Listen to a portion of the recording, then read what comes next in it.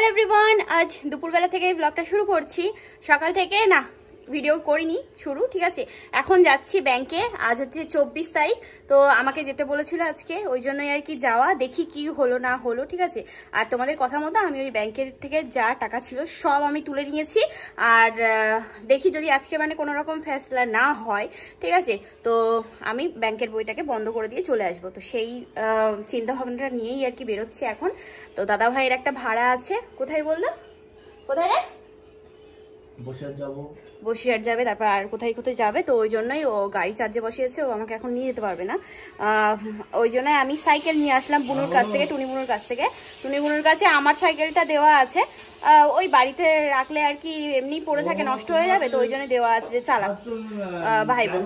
তো যাই হোক, ও আমার সাইকেলটা পাওয়ার পর থেকে আমার সাইকেলটাই চালাই, ও সাইকেলটা রেখে দেয়, ঠিক আছে। তো ওই এখন বুনুকে মানে কাকিমাকে ফোন করলাম, তা কাকিমা বললো যে বুনু তোর সাইকেল নিয়ে গেছে, বুনু সাইকেল আছে। তো এই যে সাইকেল, এখন যাব। আমি রেডি হয়ে গেছি, আর রেডি হয়েছি তো হেভি পিটান খাবো আজকে বাড়ি এসে।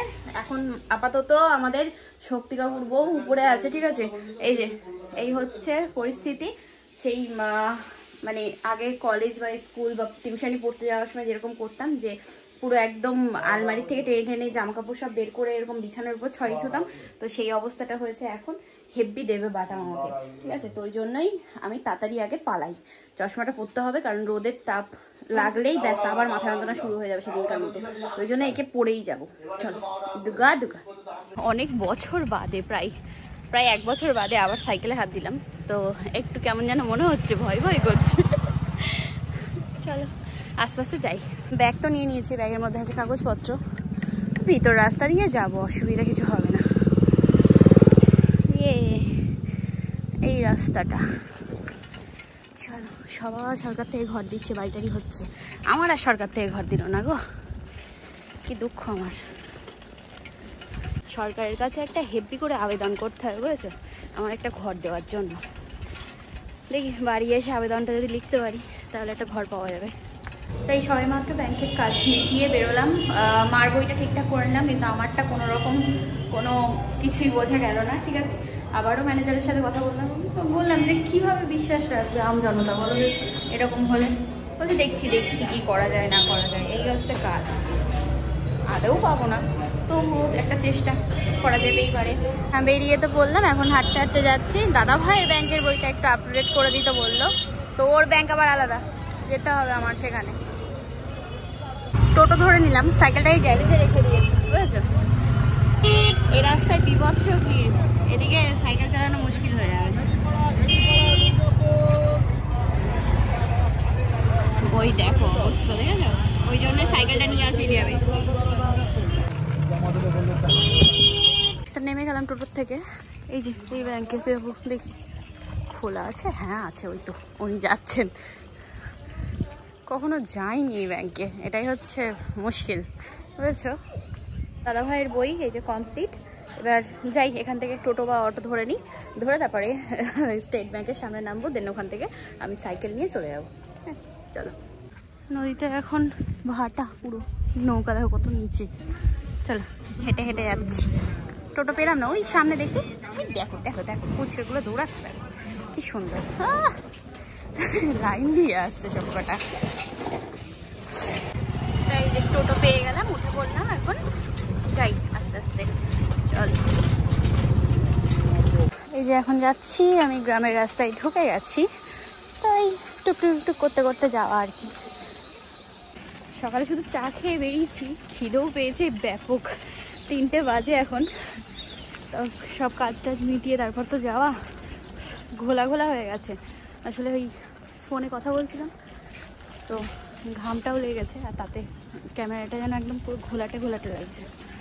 তো চলে এসেছি বাড়ি, ঠিক আছে। ভাই এসে দেখি বসে আছে, টোনা ভাই আমাদের। তো এবার স্নান করবো। বাজলো কটা? 4টে। 3:20, ঠিক আছে। এই যে এখন যাচ্ছে ভাড়াই, নেন ধরেন, সব করেন দাদা ভাই দুটো।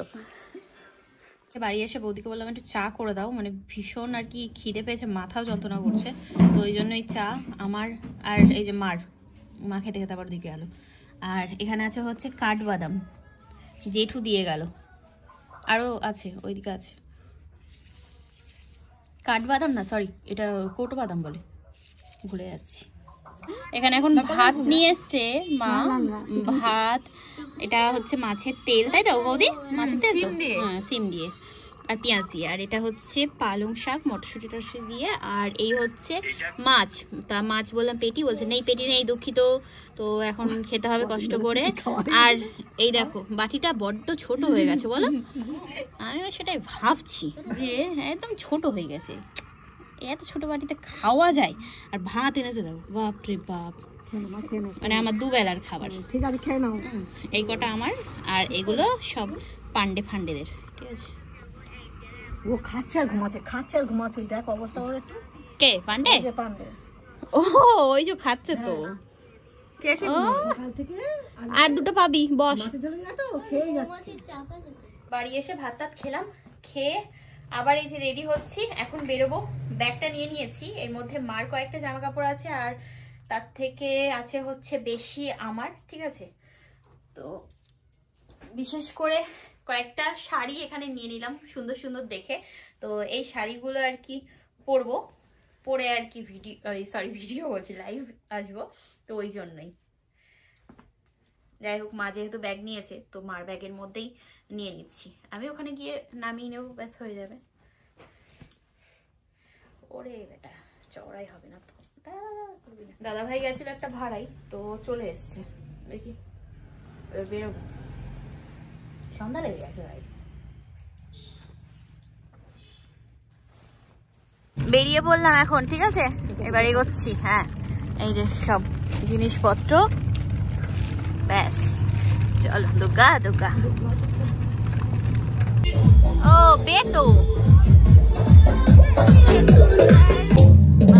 জন্মদিন জন্মদিন, চলো জন্মদিন, হ্যাঁ একদম, দেখো দেখি, হ্যাঁ এই দেখো ঝলমল ঝলমল করছে, বাবা এই জায়গাটা বেশ ভালো লাগে আমার, কি সুন্দর চকচক করে দোকানগুলো, হেভি লাগে দেখতে। নিয়ে নিলাম হচ্ছে চাটনি ফুচকা, তো এই যে এখন সবার জন্য। তাই যে ফ্ল্যাটে চলে আসলাম, আর আসার সময় একবারে চপ নিয়ে এসেছি, ফুচকা খেয়ে আসলাম, আর দুধ চা পাতা সব নিয়ে এসেছি। আর যেটা মেন সেটা হচ্ছে সবজি, বাড়িতে মা মানে কিনে রেখে দিয়েছে সকালে, তো সেটা নিয়ে আসতেই ভুলে গেছি। যাই হোক বিস্কুটও একটা কিনে নিয়ে আসলাম 1 প্যাকেট, তো এখন আর কি একটু কফি বানাই, দাদা ভাই বৌদি খেয়ে আবার বেরোবে ওরা, তাই যে কফি বানিয়ে নিয়ে চলে আসলাম। তো এই তো মা বৌদি এখানে বসে আছে, দাদা ভাই এখানে, এই ছেলেটা কফি খাবে ওই জন্য আর কফি নাহলে চা বানানো যেত। তা মা ওদিকে ঘর ঝাড় দিচ্ছে, আমি এই ঘরটা ঝেড়ে ঝুড়ে ঝাড় দিয়ে নিলাম, সব জিনিসগুলো ওই পাশে রাখলাম। এবার এইখানটাই এটাকে পাতবো, পেতে এখন দুজনে বসবো, বসে ওই আর কি সবকিছু ঠিকঠাক হবে, বুঝছো, ঠিকঠাক করবো। মা মেয়ে এখন হিসাব করব, পরে গিয়ে তারপরে রান্না বান্না হবে।